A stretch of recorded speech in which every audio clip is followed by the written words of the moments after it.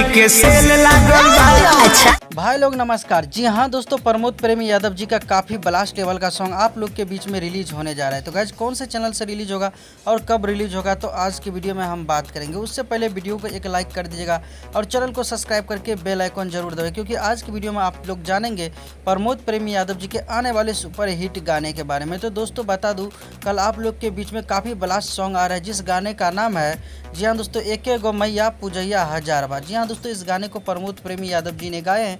दोस्तों बात करते हैं गीत का, तो गीत शैलेश राज यादव जी का लिखा हुआ है। इस गाने को म्यूजिक से सजाया है आर्या शर्मा जी। भाई लोग इस गाने को जो है आप लोग के बीच में कल सुबह में सिस्टी म्यूजिक वर्ल्ड से इस गाने को 5:45 में रिलीज़ किया जा रहा है। डायरेक्ट वीडियो फॉर्मेट में इस गाने को रिलीज़ किए जाएंगे।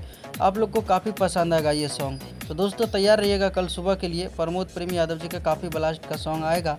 आशा और विश्वास है दोस्तों इस वीडियो को आप लोग काफ़ी शेयर करेंगे और लाइक कर देंगे। कुछ कहना चाहते हैं तो कमेंट करके बताइएगा। मिलते हैं फिर से नए अपडेट के साथ में, तब तक के लिए bye bye, take care and love you all. देखते रहिएगा आप लोग का पसंदीदा यूट्यूब चैनल। धन्यवाद दोस्तों।